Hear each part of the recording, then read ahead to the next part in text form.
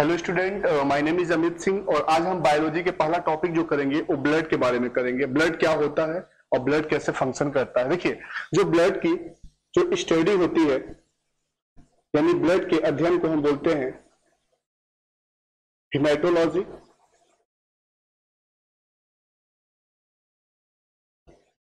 और जो ब्लड होता है वो किस प्रकार का टिश्यू होता है। टिश्यू का मतलब होता है ऊतक। तो ब्लड जो होता है वो होता है लिक्विड कनेक्टिव टिश्यू, जिसे हम बोलते हैं तरल संयोजी ऊतक। जो ब्लड की डिस्कवरी यानी खोज की गई थी वो की गई थी कॉरलैंड स्टीनर के द्वारा 1901 में, और इसीलिए इन्हें 1930 में नोबेल प्राइज मिला था। इसके बाद इसीलिए इन्हें 1913 में नोबेल प्राइज मिला था। जो ब्लड होता है उसके अगर पीएच की बात करें, पीएच का मतलब होता है उसमें हाइड्रोजन आयन का सांद्रता कितना होता है यानी कंसंट्रेशन कितना होता है। तो ब्लड का जो पीएच होता है वो 7.4 होता है, अर्थात बेसिक होता है। इसका मतलब क्या हुआ, ब्लड एक क्षारीय पदार्थ है, क्षारीय पदार्थ है।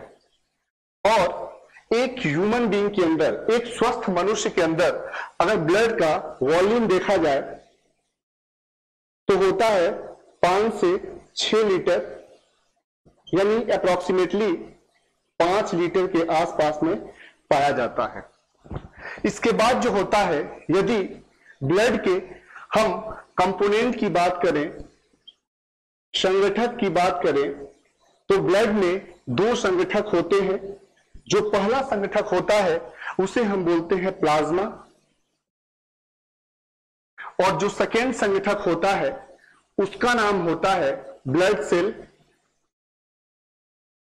यानी रक्त कोशिका। प्लाज्मा का जो परसेंटेज होता है ये होता है 55% के आसपास में, और ब्लड सेल का जो परसेंटेज होता है ये होता है 45% के आसपास में। इट मीन्स, हमारे कहने का मतलब क्या है कि अगर 100% ब्लड है तो इसमें प्लाज्मा 55% होगा, और जो ब्लड सेल्स होंगे वो कितने परसेंट होंगे, आपके 45%। और ब्लड सेल और प्लाज्मा के बारे में हम इसके आगे डिस्कस करेंगे।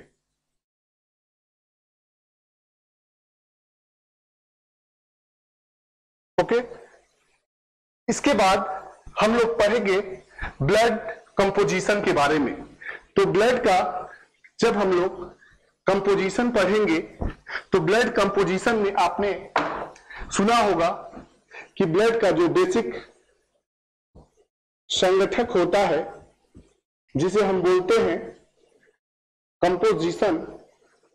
तो ब्लड में मेनली 2 प्रकार के कंपोजिशन होते हैं। पहला जो होता है इसे हम बोलते हैं प्लाज्मा, और जो सेकेंड होता है उसको हम बोलते हैं ब्लड सेल। हिंदी में इसको बोलते हैं रक्त कणिकाएं,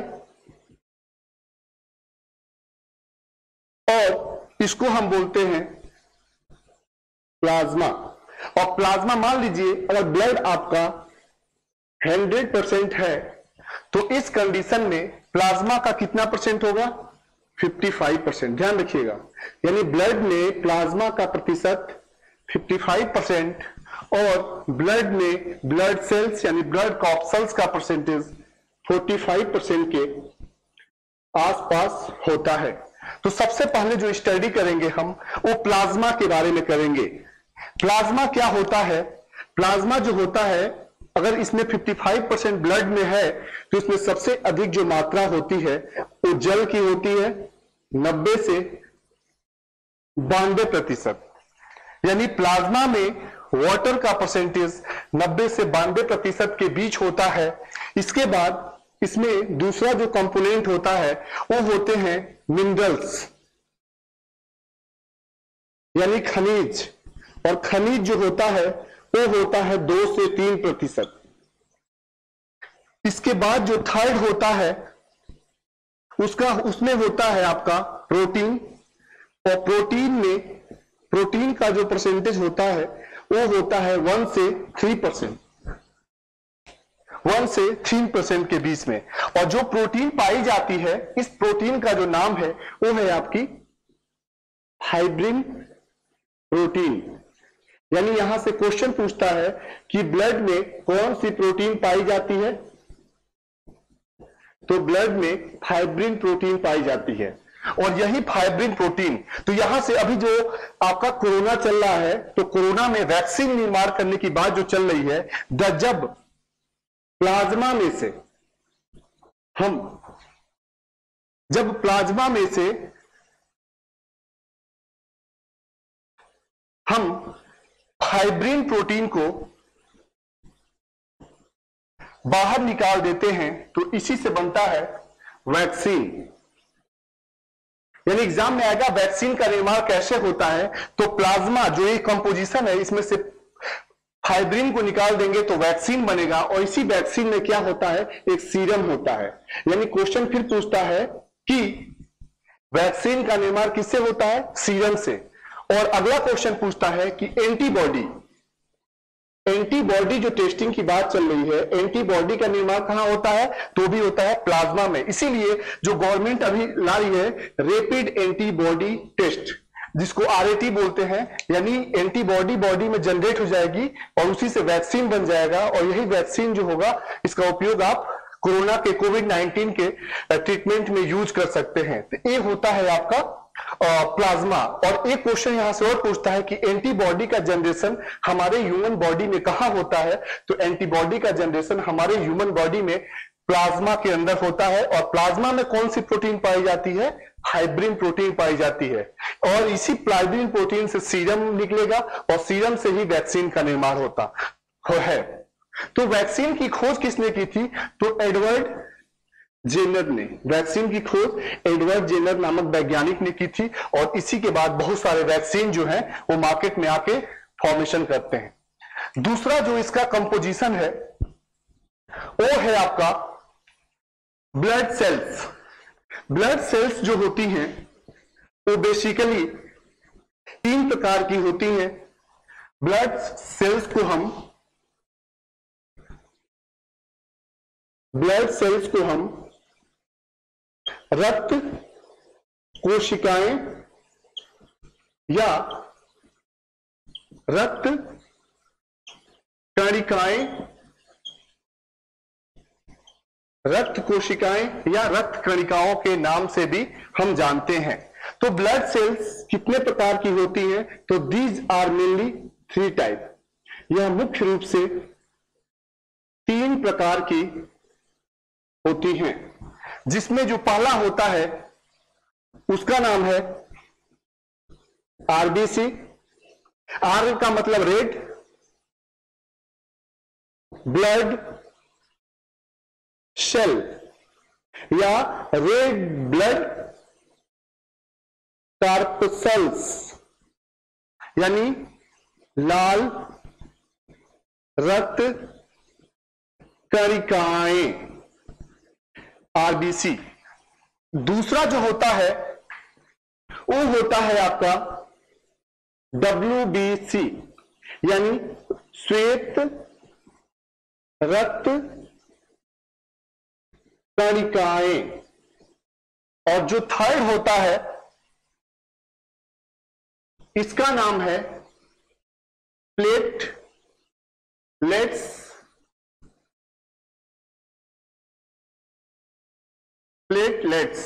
अब देखिए, जो हमने ब्लड का कंपोजिशन पढ़ा था उसमें हमने प्लाज्मा को पढ़ा था कि ब्लड में जो प्लाज्मा का परसेंटेज होता है वो होता है 55% और ब्लड सेल्स का जो कंपोजिशन होता है वो होता है 45%। और इसी को एडिशन के बाद जो टोटल ब्लड हो जाता है वो कितने परसेंट हो जाता है, 100% हो जाता है। ये ध्यान रखिएगा। तो सबसे पहले हम पढ़ेंगे RBC के बारे में, यानी रेड ब्लड सेल्स के बारे में। आरबीसी जो होता है इसकी स्टडी क्या कहलाती है? आरबीसी का लाइफ स्पैन यानी जीवन काल कितना होता है? आरबीसी का फंक्शन यानी कार्य क्या होता है? और आरबीसी मानव के शरीर में इसकी नंबरिंग कितनी होती है यानी इसकी संख्या कितनी होती है? सबसे पहले जो आरबीसी होता है, आरबीसी की स्टडी को हम बोलते हैं इरिथ्रोसाइट। इरिथ्रोसाइट यानी एग्जाम में आएगा कि आरबीसी की स्टडी क्या कहलाती है? The study of RBC is also known as erythrocyte, क्योंकि इसमें जो सेल्स होती हैं वो इरिथ्रोसाइट सेल होती हैं। अगला है कि आरबीसी का जो लाइफ स्पैन, इसको हम बोलते हैं जीवन काल। आरबीसी के जीवन काल की बात करते हैं तो इसका जीवन काल होता है 120 दिन। कितने दिन? 120 दिन। ध्यान रखिएगा, पूछता है बहुत सारे एग्जामों में कि आरबीसी का जीवन काल कितना दिन होता है और आरबीसी की स्टडीज क्या कहलाती है। इसके बाद आरबीसी का जो बेसिक फंक्शन होता है आपके बॉडी में, what is the basic function of RBC? तो आरबीसी का जो मुख्य कार्य होता है वो होता है ट्रांसपोर्टेशन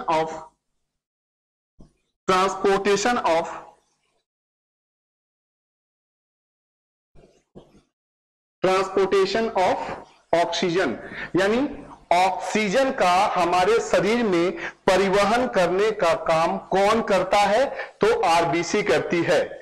और एक स्वस्थ मानव के शरीर में जो आरबीसी जो होती है वो 3.3 से 4.5 मिलीमीटर पर सेंटीमीटर क्यूब होती है। ये पूछता नहीं है एक्चुअली, आपको बस ध्यान रखना है कि 3.5 से 4.5 मिलीमीटर पर सेंटीमीटर क्यूब, यानी 1 सेंटीमीटर क्यूब में इतना मिलियन जो होता है आपका आरबीसी की संख्या पाई जाती है। अब देखिए कि बहुत सारी आरबीसी की मात्रा जब बढ़ जाती है या आरबीसी की मात्रा कम हो जाती है तो बहुत सारी इसके कारण डिजीज होती हैं। तो आरबीसी के कारण होने वाली डिजीज, तो पहले हम रिकैप कर लेते हैं। आरबीसी की स्टडी इरिथ्रोसाइट।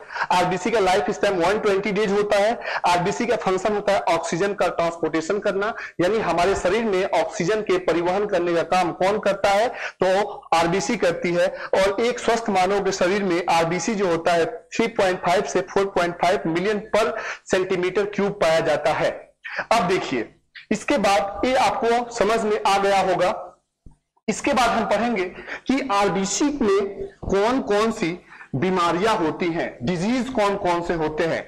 तो सबसे पहले आपने सुना होगा कि पहली जो डिजीज है यानी पहली जो बीमारी है जो आरबीसी के कारण होती है उस बीमारी का नाम है हाइपोक्सिया।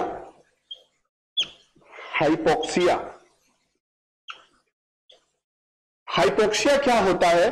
पहला क्वेश्चन, हाइपोक्सिया मैक्सिमम किस रीजन में पाई जाती है?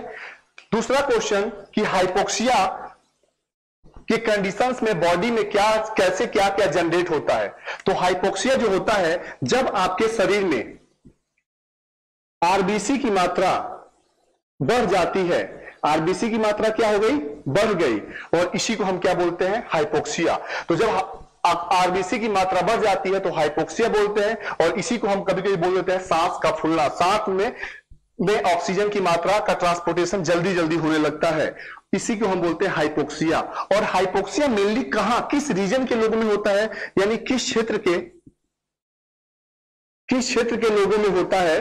तो जो हाइपोक्सिया बीमारी होती है ये हिली रीजन वाले लोगों में होता है। हिली रीजन का मतलब क्या है? जो लोग पहाड़ी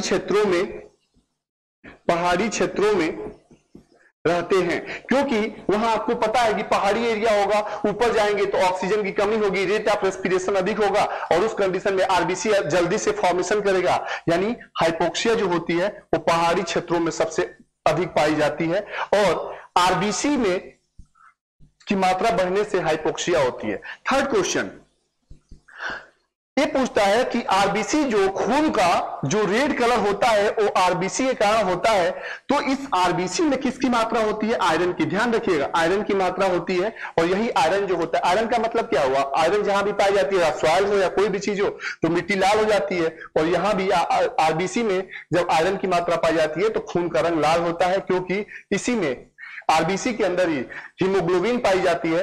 हीमोग्लोबिन यानी हीमोग्लोबिन जो होता है वो कहां पाया जाता है? ब्लड में। और ब्लड में हीमोग्लोबिन में सबसे अधिक किसकी मात्रा होती है? तो आयरन की। और यही आरबीसी की मात्रा बढ़ती है तो हीमोग्लोबिन की मात्रा बढ़ती है, और इसीलिए आपको क्या हो जाता है? हाइपोक्सिया हो जाता है। सबको क्लियर हो गया होगा, आई होप की। दूसरी जो डिजीज है उस डिजीज का नाम है थैलीसीमिया। जो दूसरी डिजीज है उसका नाम है थैलीसीमिया।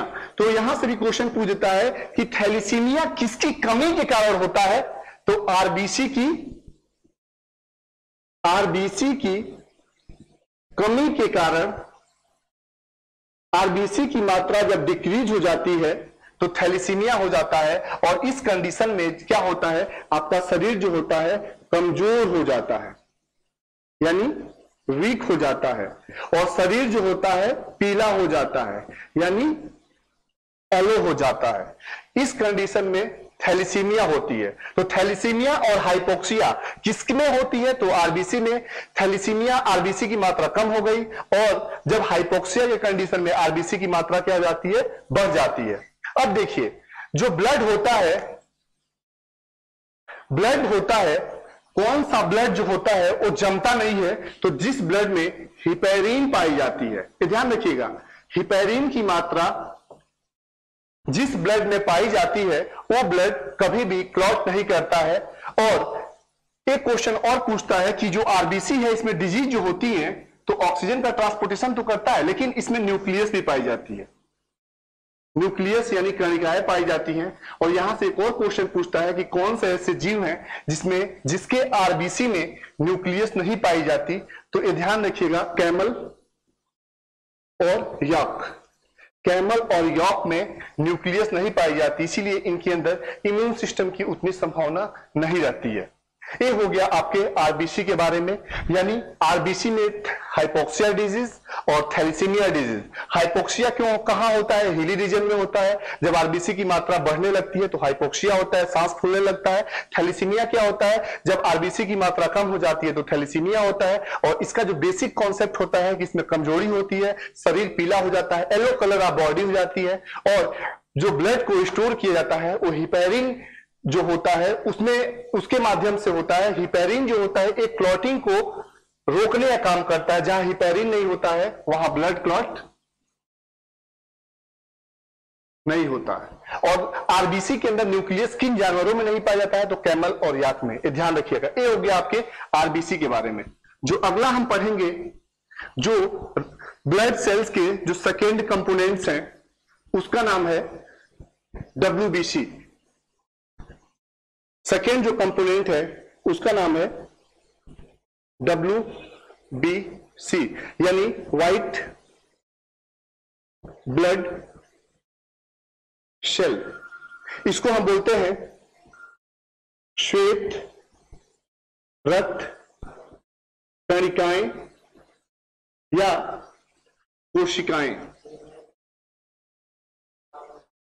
कोशिकाएं। अब देखिए, जो WBC होती है इसकी स्टडी का मतलब क्या होता है? इसके अध्ययन को हम क्या कहते हैं? तो WBC की जो स्टडी होती है इसको हम बोलते हैं ल्यूकोसाइट। एग्जाम में आएगा ल्यूकोसाइट क्या होता है? ल्यूकोसाइट क्या होता है? तो WBC का अध्ययन जो होता है इसको हम बोलते हैं ल्यूकोसाइट। सेकेंड क्वेश्चन कि WBC का जो लाइफ स्पैन होता है, जीवन काल होता है, वो कितने दिन होता है? लगभग 4 से 5 दिन, 4 to 5 days होता है। और WBC का कार्य यानी फंक्शन क्या होता है, तो इसका काम होता है डिफेंड ऑफ द बॉडी, यानी बॉडी की प्रतिरक्षा करना, डिफेंस ऑफ या डिफेंड ऑफ बॉडी, यानी शरीर की रक्षा करना। और किससे रक्षा करेगी? बीमारियों से। जब आपकी बॉडी में कोई भी पैरासाइट, कोई भी वायरस, कोई भी बैक्टीरिया अटैक करता है तो सबसे पहले WBC ही एक्टिव होती है, यानी हमारे शरीर में बीमारियों से प्रतिरक्षा करना, यानी बॉडी को रक्षा करने का काम कौन करता है? WBC करती है। और इसी WBC में दो सेल्स होती हैं, एक होता है कणिका में और एक होता है आपका अकणिका में। देखिए, इसको हम बोलते हैं ग्रेनुलेटेड, इसको हम बोलते हैं एग्रेन्युलेटेड। अब देखिए, जो कणिका में सेल होती है, जो कणिका में कोशिका होती है, इसका जो बेसिक काम होता है, ये क्या करती है? ये आपके अंदर डिफेंस सिस्टम को बढ़ाती है। क्यों? इसको हम ग्रेनुलोसाइट या ग्रेनुलेटेड क्यों बोलते हैं? क्योंकि इसमें न्यूक्लियस यानी केंद्रक पाया जाता है। ध्यान रखिएगा। तो ग्रेनुलोसाइट जो होते हैं वो कितने तरह के होते हैं? दीज आर मेनली 3 टाइप, या मुख्य रूप से 3 प्रकार के होते हैं।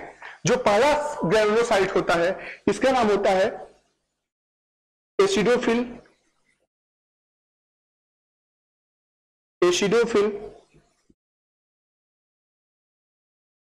सेकेंड जो होता है उसको हम बोलते हैं बेसोफिल,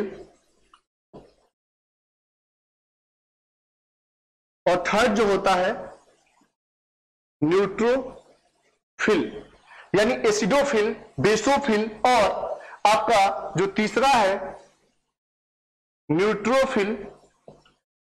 ये किसके पार्ट होते हैं? तो ग्रेनुलेटेड WBC के पार्ट होते हैं। और ये तीनों क्या करते हैं? अब देखिए, एसिडोफिल, यहां से नहीं पूछता है एसिडोफिल बेसोफिल का काम क्या होगा। ये डायरेक्टली क्या करता है? सबसे अधिक डिफेंस सिस्टम कौन जनरेट करता है बॉडी में? एसिडोफिल। ये बॉडी के अंदर एसिडिटी देगा, बैक्टीरिया को किल करेगा। बेसोफिल उसको बेसिडिटी देगा, वो भी क्या करेगा? एलर्जी को कम करेगा। न्यूट्रोफिल क्या करेगा? ये बैक्टीरिया को ईट करता है। क्या करता है? ईटिंग ऑफ बैक्टीरिया, यानी जीवाणुओं को मारने का काम कौन करता है? न्यूट्रोफिल करता है। एसिडिटी जनरेट करेगा एसिडोफिल। बेसोफिल जो होगा उसके अंदर बेसिसिटी जनरेट करेगा। और इस बेसिस पे क्या होता है कि आपका डिफेंस सिस्टम काम करता है। इसीलिए इसका काम होता है डिफेंड टू द बॉडी, यानी बॉडी को क्या करना? प्रतिरक्षा प्रदान करना। ये करती है WBC। अब देखिए, जो दूसरा है वो है आपकी अकणिका में ए ग्रेनुलोसाइट। ए ग्रेनुलोसाइट जो होता है वो 2 तरह का होता है। एक होता है लिम्फोसाइट, लिम्फोसाइट, और दूसरा होता है मोनोसाइट। लिम्फोसाइट जो होता है इसका कार्य क्या होता है, और मोनोसाइट जो होता है इसका कार्य क्या होता है? जो लिम्फोसाइट होता है, इस लिम्फोसाइट का मतलब होता है कि शरीर में एंटीबॉडी विकसित करना, to development the antibody into the body. शरीर में एंटीबॉडी विकसित करना है। और मोनोसाइट क्या करता है? यह लिम्फोसाइट को क्या करता है? सपोर्ट करता है। किसमें सहायता प्रदान करता है? एंटीबॉडी को विकसित करने में। और इसीलिए WBC जो होता है वो डिफेंड का काम करता है। किससे? डिजीजेस से। और आपकी इम्यून सिस्टम जो होती है वो किससे बढ़ती है? इम्यून सिस्टम WBC से। यानी एग्जाम में आएगा कि इम्यूनिटी प्रतिरोधक क्षमता जो होती है किससे बढ़ती है? बीमारियों के प्रति, तो WBC से बढ़ती है। ये ध्यान रखिएगा। तो एक बार रिकैप कर लेते हैं। WBC की स्टडी ल्यूकोसाइट, लाइफ स्पैन यानी जीवन काल 4 से 5 दिन का होता है। इसका काम क्या होता है? Defend to the body from disease, बीमारियों से शरीर की प्रतिरक्षा करना या इम्यून सिस्टम को डेवलप करना। अगला देखिए, WBC 2 टाइप्स की होती हैं, ग्रेनुलोसाइट और एग्रेनुलोसाइट। ग्रेनुलोसाइट जो होती हैं वो 3 तरह की होती हैं, एसिडोफिल, बेसोफिल और न्यूट्रोफिल। यही बेसिकली काम करती हैं ग्रेन्यूल्स के रूप में डिफेंड करने में। और जो ए ग्रेन्युलोसाइट होती है वो दो तरह की होती है, एक होता है आपका लिम्फोसाइट और एक होता है मोनोसाइट। लिम्फोसाइट एंटीबॉडी डेवलप करती है बॉडी में, और मोनोसाइट इसका सपोर्ट करती है एंटीबॉडी को डेवलप करने में, जिससे आपका डिफेंस सिस्टम यानी प्रतिरोधक क्षमता और प्रतिरक्षा की क्षमता आपके बॉडी में एंटीबॉडी एंटीजन के प्रति क्या हो, अधिक हो जाए। ध्यान रखिएगा, ये होता है WBC के बारे में। जो इसका थर्ड कंपोनेंट है उसका नाम है प्लेटलेट्स। लेकिन प्लेटलेट्स पढ़ने से पहले हम पढ़ेंगे डिजीज ऑफ WBC, यानी WBC के कारण होने वाली बीमारी। बीमारी किसके कारण? WBC के कारण, यानी हमारे शरीर में WBC के कारण कौन कौन सी बीमारी हो सकती है। आपने सुना होगा एक बीमारी होता है जिसको हम बोलते हैं ल्यूकीमिया।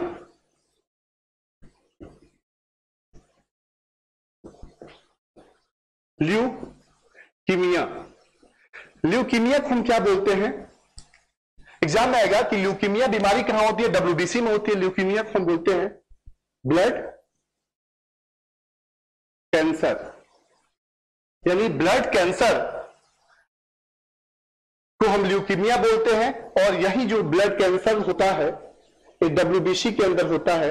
यानी कैंसर किसे कहते हैं? पहला कॉन्सेप्ट होता है what do you mean by cancer? जब किसी सेल का ग्रोथ अनडिजायरेबल यानी अनियंत्रित रूप से होता है, उसी को हम बोलते हैं कैंसर। यानी कोशिकाओं को अनियंत्रित रूप से हमारे शरीर के अंदर विभाजित होना, उसको हम बोलते हैं कैंसर। और ब्लड में सेल्स अनियंत्रित रूप से विभाजित होंगी तो इसी को हम बोलते हैं ब्लड कैंसर। यानी जब ब्लड कैंसर होता क्या है? जब हमारे ब्लड में WBC की मात्रा यानी अमाउंट इंक्रीज हो जाती है, यानी बढ़ जाती है, इसी को हम बोलते हैं ब्लड कैंसर यानी ल्यूकीमिया। तो ल्यूकीमिया में क्या होता है? WBC की मात्रा घटेगी या बढ़ेगी, इसको भी पढ़ लीजिएगा। तो ल्यूकीमिया WBC में हो गया, इसकी मात्रा बढ़ती है, तो ध्यान रखिएगा। अगला जो होता है वो होता है एड्स।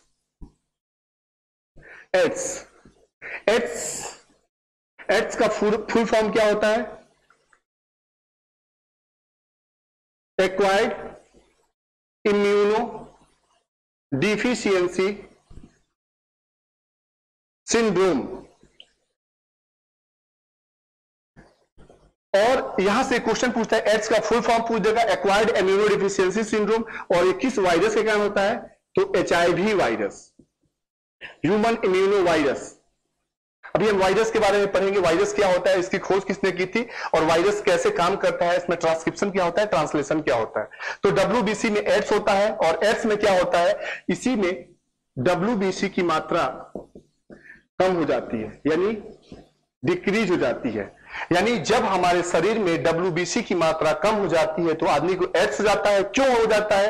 क्योंकि हमारी डिफेंस सिस्टम क्या हो जाती है? खत्म हो जाती है, यानी बीमारियों से प्रतिरोधक क्षमता खत्म हो जाती है, तो एड्स हो जाता है। और जब WBC की मात्रा बढ़ जाती है तो कैंसर हो जाता है, जिसको ब्लड कैंसर कहते हैं। इसी को हम बोलते हैं ल्यूकीमिया। और ये किसकी कमी के कारण या किसकी अधिकता के कारण होती है? WBC के कारण होती है।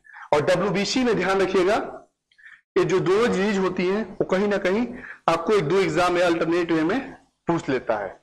इसके बाद जो हम करेंगे, जो थर्ड सेल्स हैं यानी थर्ड कॉर्पसल्स हैं, वो हैं आपके प्लेटलेट्स। तो थर्ड जो ब्लड के पार्ट थे, ब्लड का जो थर्ड पार्ट था उसका नाम है प्लेटलेट्स।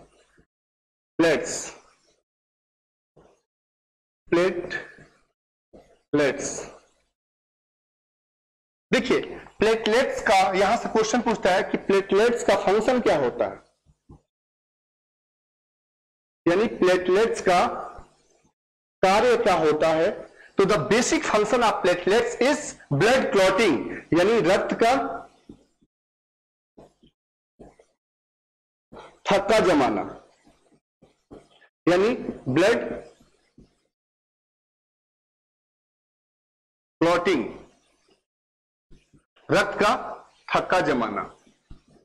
और प्लेटलेट्स का जो नंबर होता है, यानी प्लेटलेट्स की संख्या जो होती है, वो एक स्वस्थ मानव के शरीर में, एक हेल्दी पीपल के शरीर में कितना होती है, तो होती है 1.5 लाख से 4.5 लाख, यानी 1.5 लाख से 4.5 लाख के बीच में होती है प्लेटलेट्स की। और जब यही प्लेटलेट्स की संख्या इससे कम हो जाता है, यानी डिक्रीज हो जाता है, तो हमें एक बीमारी हो जाती है जिसको हम बोलते हैं डेंगू। तो यहां से क्वेश्चन पूछता है कि डेंगू में क्या होता है, तो डेंगू में एक डिजीज होती है जिसमें जिससे हम बोलते हैं आपकी बॉडी में ब्लड क्लॉटिंग नहीं हो पाती है, और इसी में ब्लड क्लॉटिंग बेसिकली होती भी है तो प्लेटलेट्स की संख्या क्या हो जाती है, कम हो जाती है। यानी जब आपके शरीर में प्लेटलेट्स की संख्या डिक्रीज होने लगती है और 1.5 लाख से जैसे कम होगा तो डॉक्टर बोलता है कि डेंगू हो गया है। यानी प्लेटलेट्स रक्त का थक्का जमाता है, प्लेटलेट्स की संख्या 4 लाख से कम होगी तो डेंगू बीमारी होगा, और जब इसकी प्लेटलेट्स की नंबरिंग गिरेगी तो डेंगू होगा, तो आदमी की इम्यून सिस्टम भी खत्म होती है और ये क्या करती है, बॉडी जो होती है हमारी डेथ के कंडीशन में जाने लगती है। तो इसकी कंडीशन में आपको वेंटिलेटर पे या आपको मेडिकल ट्रीटमेंट की जरूरत पड़ती है। जो प्लेटलेट का जो बेसिक काम होता है, आपने पढ़ा होगा रक्त का थक्का जमाना, लेकिन कई सारी डिजीज हैं जो प्लेटलेट्स में प्रॉब्लम क्रिएट करती हैं। एक का नाम होता है रॉयल डिजीज, रॉयल डिजीज, यानी इसी को हम बोलते हैं रॉयल डिजीज। रॉयल डिजीज में क्या होता है, सबसे पहले एक्चुअली ब्रिटेन की महारानी एलिजाबेथ फर्स्ट में पाया गया था। एलिजाबेथ फर्स्ट में पाया गया था, इसीलिए इसको हम रॉयल डिजीज बोलते हैं। रॉयल्स का मतलब होता है राजा, राजाओं में होने वाली डिजीज है, और एग्जाम में आता है कि, और इसी को हम बोलते हैं रॉयल डिजीज को हीमोफीलिया। एग्जाम में आएगा हीमोफीलिया में क्या होता है, हीमोफीलिया को रॉयल डिजीज कहते हैं। रॉयल डिजीज में सबसे पहले एलिजाबेथ फर्स्ट में जो पाया गया था, इसमें क्या होता है, आपके रक्त का थक्का नहीं जमता, यानी एक प्रोटीन होती है बॉडी में प्रोथ्रोम्बिन। प्रोथ्रोम्बिन जो होती है वो चेंज नहीं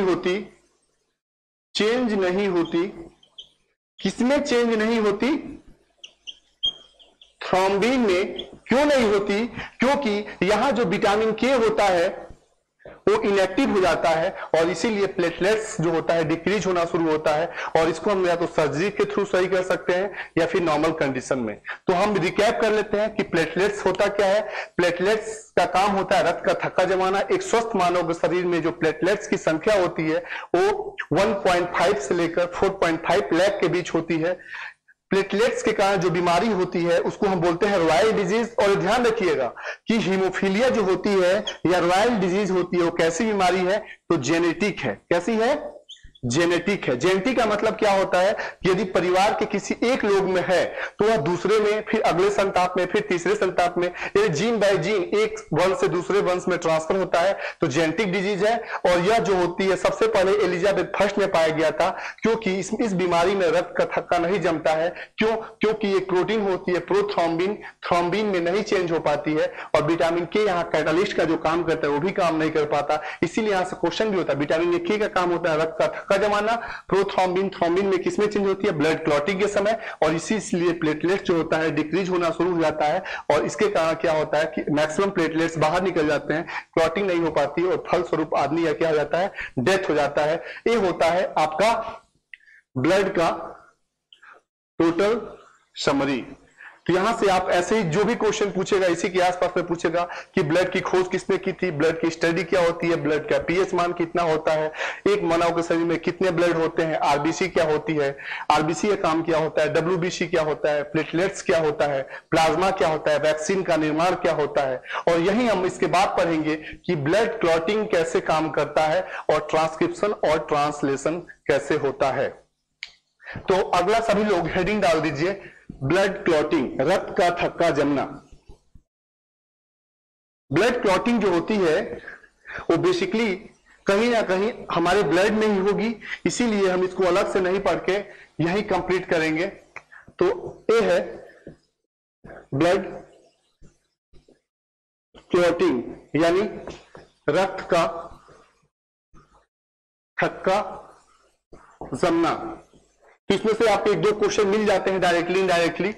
देखिए ब्लड क्लॉटिंग जो होती है, पहला क्वेश्चन पूछता है कि इसका प्रिंसिपल क्या होता है, किस प्रिंसिपल पे यानी किस सिद्धांत पर ये काम करती है। अब देखिए ब्लड क्लॉटिंग जो है, ये ब्लड है आपका, ये रक्त है। रक्त बॉडी में किसी कहीं भी आपकी इंजरी हुई तो ब्लड जो होता है शरीर से बाहर निकलने लगता है, और ब्लड जब फ्लो करेगा, ब्लड जब फ्लो करेगा तो उसको क्लॉटिंग की भी यानी थक्का बनने की भी जरूरत पड़ती है। तो ब्लड क्लॉटिंग का बेसिक प्रिंसिपल क्या होता है, आपके ब्लड में ऑटोमेटिक होता रहता है। इसमें एक प्रोटीन होती है प्रोथ्रोम्बिन,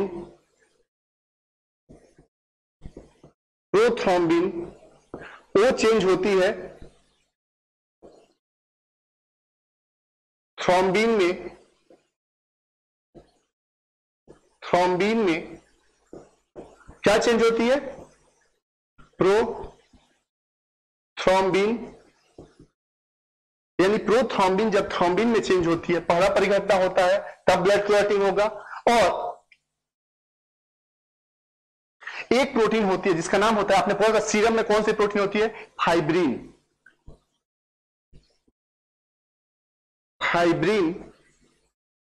और फाइब्रिन जो चेंज होती है वो चेंज होती है आपकी फाइब्रिनोजन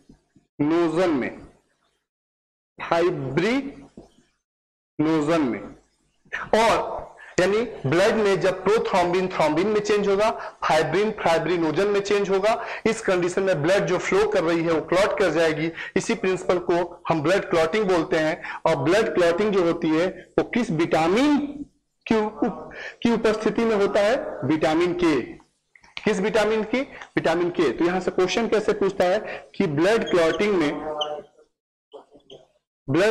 में कौन सा विटामिन सहायता प्रदान करता है, विटामिन के। प्रोथ्रोम्बिन किसमें चेंज होती है, थ्रोम्बिन में। हमारे सीरम में कौन सी प्रोटीन पाई जाती है, फाइब्रिन, और वो किसमें चेंज होती है, फाइब्रिनोजन में। और यही पूरा प्रिंसिपल जो होता है वो क्या कहलाता है, आपका ब्लड क्लॉटिंग। ये हो गया आपका ब्लड क्लॉटिंग। इसके बाद हम पढ़ेंगे कि ब्लड ग्रुप क्या होता है, एंटीजन क्या होता है और एंटीबॉडी क्या होता है। अब देखिए ब्लड ग्रुप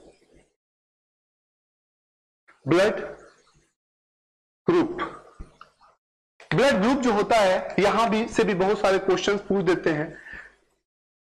ब्लड ग्रुप की जो सबसे पहले, इसको हिंदी में बोलते हैं रक्त समूह। तो रक्त समूह में जो आपने ब्लड पढ़ा था उसमें देखा था कि ब्लड में एक होता है आपका प्लाज्मा, और प्लाज्मा में किसका निर्माण होता है, एंटीबॉडी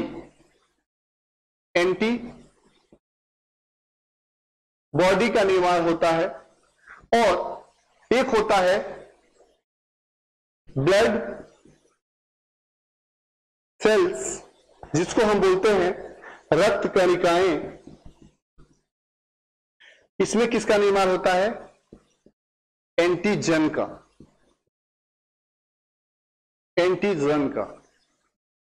तो एंटीजन का फॉर्मेशन होता है ब्लड सेल्स में, और एंटीबॉडी का निर्माण कहां होता है, प्लाज्मा में। अब देखिए एंटीबॉडी जो होती हैं वो दो तरह की होती हैं। एक होता है एंटीबॉडी स्मॉल ए और एक होता है एंटीबॉडी स्मॉल बी, यानी एंटीबॉडी स्मॉल ए और एंटीबॉडी स्मॉल बी, यानी एंटीबॉडी का निर्माण प्लाज्मा में होता है। जो अभी कोविड 19 में जो रैपिड एंटीबॉडी टेस्ट की बात चल रही है, तो इसी प्लाज्मा के सीरम की टेस्टिंग की बात चल रही है। यानी प्लाज्मा की सीरम जो होगी वही टेस्ट की जा रही है, और यही टेस्टिंग के बाद हम पता करते हैं कि पॉजिटिव है या निगेटिव है। और जो एंटीजन होता है, एंटीजन भी 2 टाइप के होते हैं, एक होता है ए और दूसरा होता है बी। ध्यान रखिएगा, एंटीबॉडी को हमेशा स्मॉल लेटर से लिखते हैं और एंटीजन को हमेशा कैपिटल लेटर से लिखते हैं। अब देखिए, कोई ब्लड ग्रुप है, तो ब्लड ग्रुप जो होता है, सबसे पहले इसकी खोज जो की गई थी ब्लड ग्रुप की, यानी ब्लड ग्रुप की जो खोज की गई थी, इसको खोज की गई थी रीसस नामक मंकी में, यानी रीसस नामक बंदर में। इसीलिए इसको देखिए RH, इसीलिए हम इसको बोलते हैं RH फैक्टर। एग्जाम में आएगा RS फैक्टर, ब्लड समूह को RS फैक्टर के रूप में क्यों डिनोट करते हैं, क्यों? क्योंकि यह रीसस नामक बंदर में सबसे पहले खोज की गई थी, और रीसस नामक बंदर कहां पाया गया था? अफ्रीका में। कहां पाया गया था? अफ्रीका में, और यही खोज की गई थी, इसीलिए इसको हम बोलते हैं RS फैक्टर। तो RS फैक्टर के भी टाइप होते हैं, तो RS फैक्टर भी 2 टाइप के होते हैं। एक होता है RH पॉजिटिव और दूसरा होता है आपका RH निगेटिव। जो RS पॉजिटिव होता है उसमें जो ब्लड ग्रुप होते हैं पॉजिटिव A+, अभी पढ़ेंगे B+, AB और O+, ये होता है टोटल कितने %? यानी पूरे विश्व में जितने भी लोग रहते हैं उनका 92% जो लोग हैं उसमें कौन से RS पाए जाते हैं? RS positive. और जो विश्व में 8% लोग हैं उसमें पाया जाता है RH निगेटिव, यानी A-, B-, AB- और O-। यहां से क्वेश्चन पूछता है कि एंटीजन एंटीबॉडी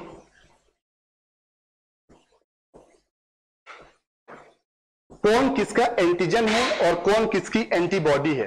तो यहां हम सबसे पहले रिकैप करने की कोशिश करते हैं।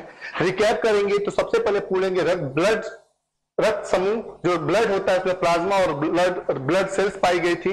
प्लाज्मा एंटीबॉडी का निर्माण कहां होता है? प्लाज्मा में। और एंटीबॉडी हमेशा एंटीबॉडी स्मॉल a और स्मॉल b होती हैं। जो ब्लड सेल्स होती हैं वो 2 तरह की होती हैं, 2 प्रकार के एंटीजन्स पाए जाते हैं, एक होता है एंटीजन ए और एक होता है एंटीजन बी। और इसी एंटीबॉडी, यही जो एंटीबॉडी होता है जो एंटीजन से डिफेंड करने का काम करता है और न्यूट्रलाइज करके बॉडी को स्टेबिलिटी प्रोड्यूस करता है। और इसीलिए बोला जा रहा है कि अभी जो प्रॉब्लम चल रही है ना, ये वाली बहुत क्रिटिकल प्रॉब्लम है, तो इसमें एंटीबॉडी जनरेट, जिसको इन्फेक्शन हो गया उसके अंदर एंटीबॉडी आ जाएगी और यही एंटीबॉडी वैक्स से हम अपने इम्यून सिस्टम को बढ़ा सकते हैं। और इसकी सबसे पहली खोज रीसस बंदर में की गई थी, इसीलिए RS फैक्टर कहते हैं। एक होता है RS पॉजिटिव और एक होता है RS निगेटिव। और ये ध्यान रखिएगा कि RS पॉजिटिव पूरे विश्व में कितने प्रतिशत लोगों में पाया जाता है? 92% लोगों में RS पॉजिटिव पाया जाता है, जिसमें A+, B+, AB+ और O+ होता है। और एक जो होता है RS निगेटिव, जिसमें 8% लोगों में पाया जाता है। कितने % में? 8% पीपल्स में पाया जाता है। और इसमें A-, B-, AB और O होता है। और इसके बाद जो तीसरा ब्लड ग्रुप आया था, इसके अलावा RS पॉजिटिव और RS निगेटिव के बाद एक आया था जिसका नाम होता है बॉम्बे ब्लड ग्रुप। वो 0.001% लोगों में पाया जाता है। एक्चुअली ये बहुत क्रिटिकल होता है। इसके बाद हम पढ़ेंगे कि कौन से लोग किसको ब्लड दे सकते हैं या कौन से आदमी किससे ब्लड ले सकते हैं। ये देखिए, आपको पता है कि यदि कोई भी ब्लड ग्रुप है तो ब्लड ग्रुप जो होता है,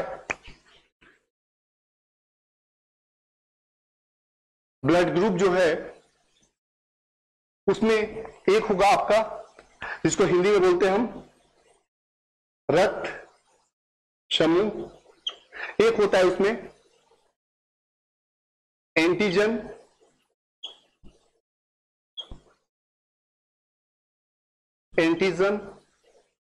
और एक होती है एंटीबॉडी।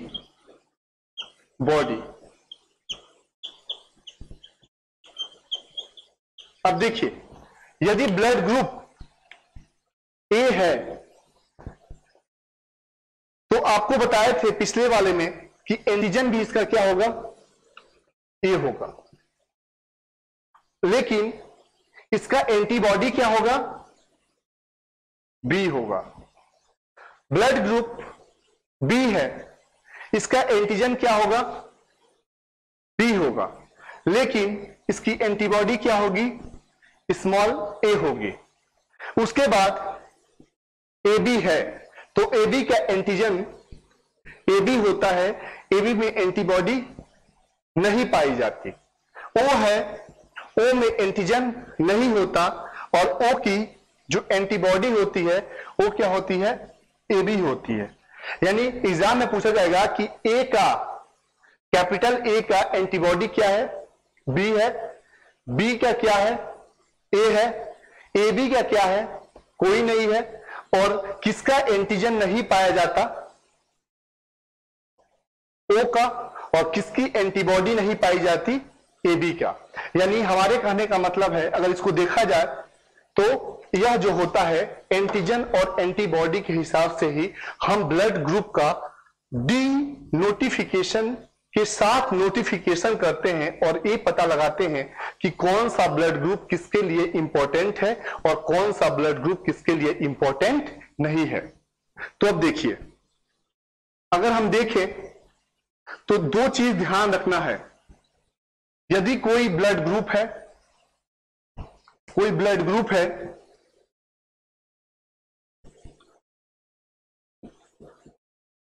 तो उसमें या तो एक होगा आपका एंटीजन और दूसरा होगा आपका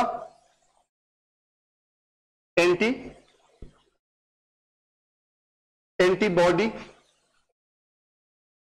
और एक होगा आपका एंटीजन।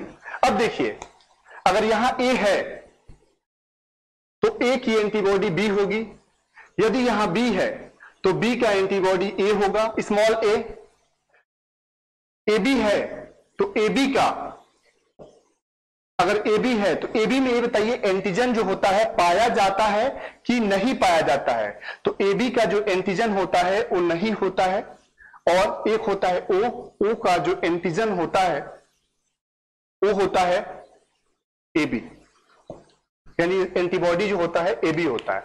अब देखिए एंटीजन, कैपिटल ए का antigen capital A, capital B का antigen capital B, A B का कोई एंटीजन नहीं पाया जाता, अगर पाया भी जाता है तो ए बी होगा, और ओ जो होता है उसका कोई एंटीजन नहीं होता है, उसकी एंटीबॉडी पाई जाती है। तो जहां भी ये ध्यान रखिएगा, ए, यदि ए बी से मिलेगा तभी दे सकता है, यदि बी बी से मिलेगा तब नहीं दे सकता है। ये दोनों कॉन्सेप्ट सभी लोग ध्यान में रखेंगे। अब देखिए ए बी से मिलेगा तो यह ब्लड दे सकता है, लेकिन ए इस ए से मिलेगा तो ब्लड नहीं दे सकता है। यहां ए जो है यहां कोई नहीं है तो ये ब्लड दे सकता है, बट ए बी और ए कहीं ना कहीं है तो ये ब्लड नहीं दे सकता है।